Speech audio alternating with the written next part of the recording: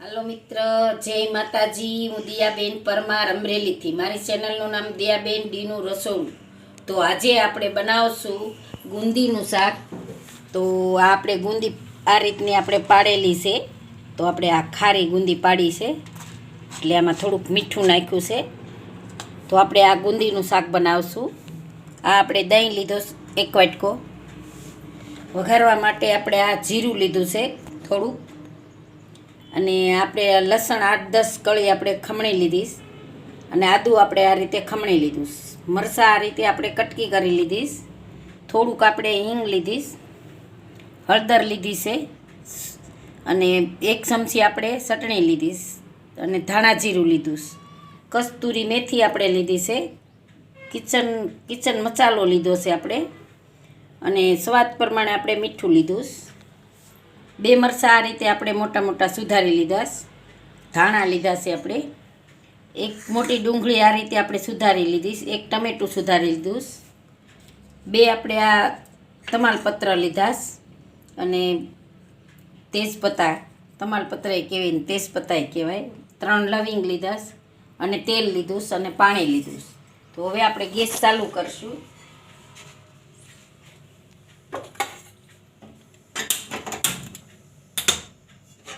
આપણે કઢાઈ માંડશું, એમાં આપણે તેલ નાખશું.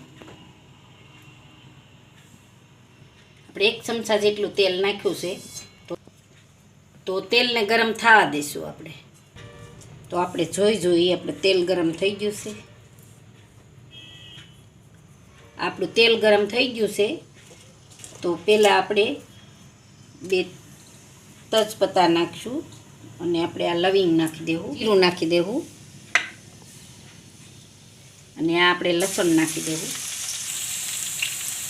આપણે આદું નાખી દેવું, આપણે મરચાં નાખી દેવું, અને 2 આપણે આ લાલ મરચાં લીધા છે એ નાખી દેવું. આપણે વઘાણી નાખી દેવું. હવે આપણે આ ડુંગળી નાખી દેશું.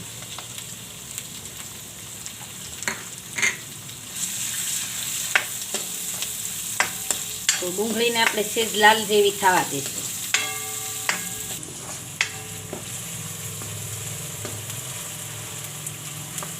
આપણે ડુંગળી પાકે તો આપણે મસાલો તૈયાર કરી લેવું. આપણે લાલ મરચું નાખી દેવું. તીખું જે પ્રમાણે ખાતા હોય એ પ્રમાણે આપણે નાખવાનું. આ ધાણા જીરું નાખી દઈશું, અને આપણે હળદર નાખી દેવું. સ્વાદ પ્રમાણે આપણે આમાં મીઠું નાખી દેવું. આપણે ગુંદીમાંય નાખ્યું છે, અને આપણે આ કસ્તુરી મેથી છે એને આ રીતે આપણે ક્રશ કરી લેવું. કિચન મસાલો છે એ નાખી દેવું આપણે. તો આને સરસ આપણે મિક્સ કરી લેવું. દહીં છે, આપણે દહીં આરે મોળું દહીં લીધું. વચમાં આપણે આને હલાવતા રહેવું.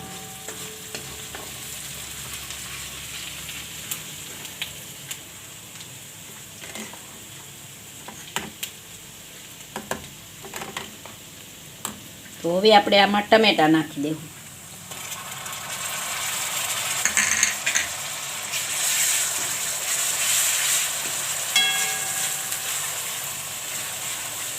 થોડુંક મીઠું આપણે આમાં નાખશું.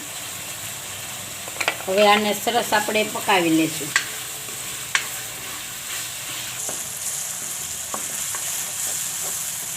તો આપણે આ ટમેટાને એકદમ સરસ આપણે ઓલા થઈ ગયા છે. તો હવે આપણે આ મરચાં નાખી દેવું.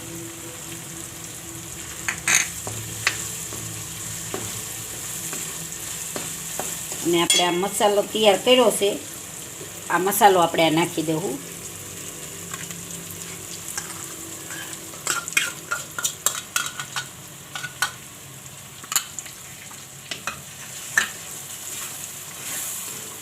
હવે આપણે આ મસાલાને પાકવા દેવું.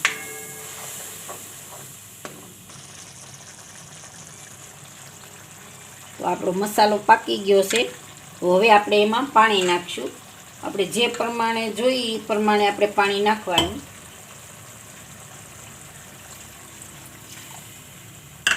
એટલે જે 1 કપ નાખશું. તો આપણે 2 કપ પાણી નાખ્યું છે. હવે આપણે આને 1 મિનિટ જેવું સડવા દઈને પછી આપણે આમાં ગુંદી નાખશું.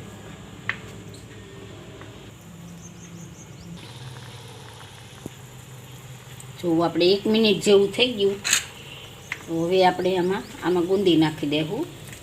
એકદમ મસ્ત થઈ ગયું છે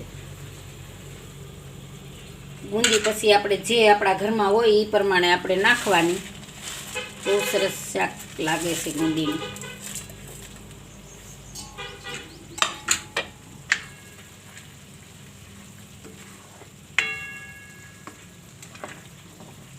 હવે ગુંદી નાખી દીધી આપણે. હવે 1 મિનિટ જેવું આપણે આને સડવા દેવું. તો હવે આપણે આમાં ધાણા નાખી દેવું.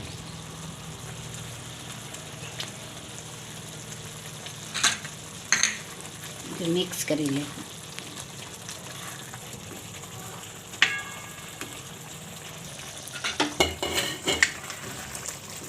હવે આપણે ગેસને બંધ કરી દેવું. આપણે મસ્ત થઈ ગયું છે આપણું શાક, બની ગયું છે ગુંદીનું. તો હવે આપણે ગેસ બંધ કરી દેવું અને આપણે સર્વ કરી લઈશું. તો એકદમ મસ્ત બની ગયું છે શાક આપણું ગુંદીનું. ઘરમાં કાંઈ વસ્તુ ન હોય તો આપણે ગુંદી પાડીને ગુંદીનું શાક બનાવી લેવાય.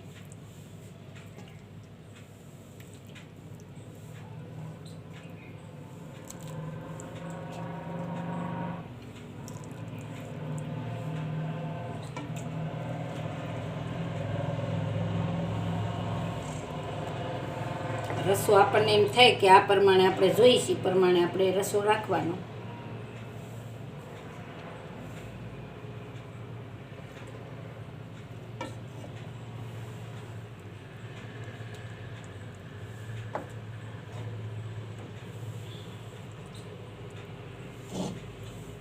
ઉપર આપણે થોડાક ધાણા નાખશું.